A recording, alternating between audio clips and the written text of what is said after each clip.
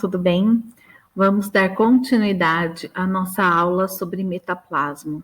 Então, só para retomar aqui, a gente tinha conversado já sobre os metaplasmas, que são esses processos, né, de mudança que a língua sofreu desde, do latim até o que é hoje o português. E lembrando que esse processo continua, né? A língua ela não é estanque, ela está em constante transformação. Então, por isso, ainda a gente consegue ver esse processo de transformação na linguagem contemporânea. Tanto que a gente conversou sobre os outros metaplasmas anteriormente e a gente viu alguns exemplos da atualidade, tudo bem? Então, só para lembrar, a gente já falou aqui sobre o metaplasma por acréscimo, né? Aquilo que a gente adicionou à palavra no decorrer dessa transformação. Os metaplasmas por supressão, né, que nós vimos na última aula, e hoje a gente vai falar sobre o metaplasma por transposição, tá bom? Então, nós estamos no terceiro tipo dos metaplasmas. Metaplasma, então, por transposição, eles podem ocorrer de duas formas, ou pelo deslocamento de um segmento sonoro, né, no interior da palavra, ou pelo deslocamento do acento tônico da palavra. Então, quando houver mudança do acento, da sílaba tônica, do som que era forte naquela palavra e houve uma mudança, certo? Então, nós temos dois tipos, deslocamento de segmento sonoro e deslocamento do acento tônico, tá? Então, mais tranquilo. Bom, pensando nesse primeiro processo, nós temos ali a metátese e hipértese. Então, são dois casos aqui. A metátese, então, é a transposição de um segmento sonoro na mesma sílaba. Lembra que a gente já falou sobre isso nos metaplasmos anteriores, do quanto a posição em que o processo ocorre é importante, né? Então, se for na mesma sílaba, eu tenho metátese. Então, um exemplo ali, pro, que virou por. Então, era já um monossílabo, né? Então, só houve uma mudança de posição. Ou sempre, que virou sempre, também continua na mesma sílaba, certo? Hipértese, por outro lado, é a transposição de um segmento sonoro de uma sílaba para outra. Então, por exemplo, cápio, que virou caibo. Lembrando que ali a gente está falando desse i, né, que estava antes na última sílaba e passou para a penúltima sílaba. Não estamos falando dessa mudança do P para B, porque isso a gente vai falar no nosso próximo vídeo, tá? Ou ali eu tenho primário, que virou primeiro, né? E depois virou primeiro.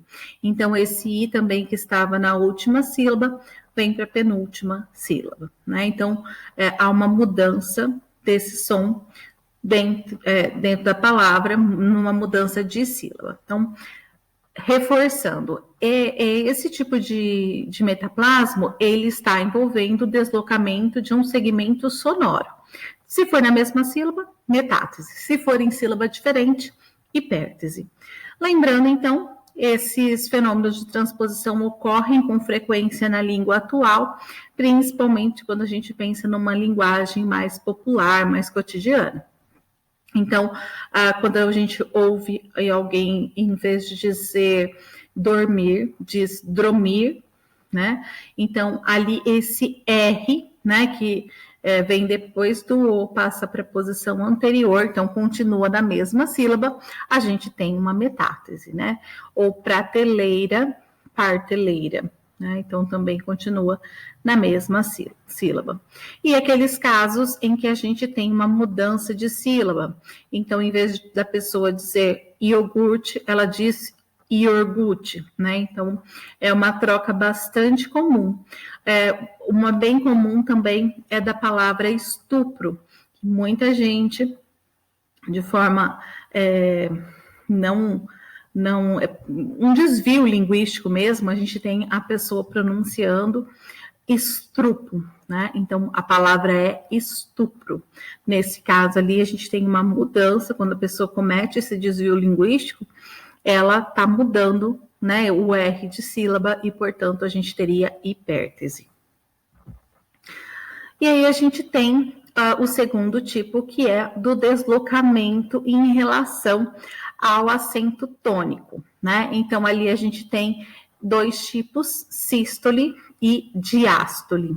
Então, no caso da sístole, quando o acento recua para a sílaba anterior. Então, por exemplo, pantano passou a ser pântano. Então, ela veio para a sílaba anterior.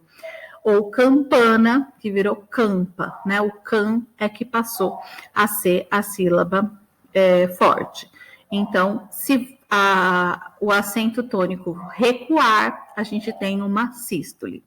Diástole, né? Então, só lembrar de depois, quando o acento recua para a sílaba posterior, ele vai para a sílaba posterior. Então, era limite, virou limite. Lembrando que aqui o acento ele está marcando qual era a sílaba tônica e não necessariamente a existência desse acento na palavra original, tá? É só para ficar claro onde era o acento, a palavra, como ela era pronunciada, né? Então, por exemplo, oceano, né, passou a ser oceano, então foi para frente. Então, também diástole. Então, sístole para trás, diástole para frente, né? Depois. Então, aqui alguns exemplos. E na língua atual, a gente tem aqui refém, principalmente quando a gente pensa na grafia, muita gente acaba colocando refém, né? Como se tivesse um acento. Ou clitóris, que muita gente pronuncia como clítoris. Rubrica, e essa é uma palavra que muita gente pronuncia como rúbrica, e a palavra é rubrica, né? Não há acento gráfico ali. Então, a sílaba tônica é esse bri, né? Na gramática prescritiva, essas transposições recebem um nome de silabada, né? Quando a gente tem, principalmente quanto à grafia, penso eu, né? Quando as pessoas acabam por pronunciar algumas palavras de forma errada, ou até mesmo na hora de grafar, coloca acento onde não há, né? E isso gera um problema gramatical. Obviamente que na comunicação, né, muita gente fala rúbrica e a outra pessoa entende, né? Não há nenhum problema comunicativo, mas apenas uma questão de, né, pensando naquele esquema da gramática tradicional. Então, nós temos ali forma adequada e forma inadequada. Então, pensando ali em bênção, né? Então, é uma palavra que recebe o acento circunflexo, né? Porque a palavra é bênção. Quando você deixa sem o acento, é como se a última sílaba fosse a forte, né? Como se fosse benção, né? Então, ali teria que ter o acento. E aí a gente tem alguns casos, só para ficar claro onde é a sílaba tônica. Então, filantropo, ibero, ínterim, libido, Lúcifer, misantropo, ômega, pudico, rubrica e ruim, né? Então, só para ficar clara a questão da pronúncia, qual seria a pronúncia correta. Não vou pronunciar aqui a forma inadequada, mas aí depois vocês podem, né, comparar, porque aí a gente tem sempre o oposto, né? Então, tipo, em vez de bênção, benção, né? Em vez de filantropo, filântropo. Eu não quero ficar repetindo a forma inadequada, porque senão a gente pode acabar memorizando mais a forma inadequada do que a adequada. Então, só para vocês terem uma ideia, né? E se vocês pronunciarem uma dessas palavras de forma inadequada, você comenta aqui, tá? Se vocês cometem algum tipo de silabada. É isso. Então, a gente logo volta para falar dos nossos próximos metaplasmas. Até mais, gente!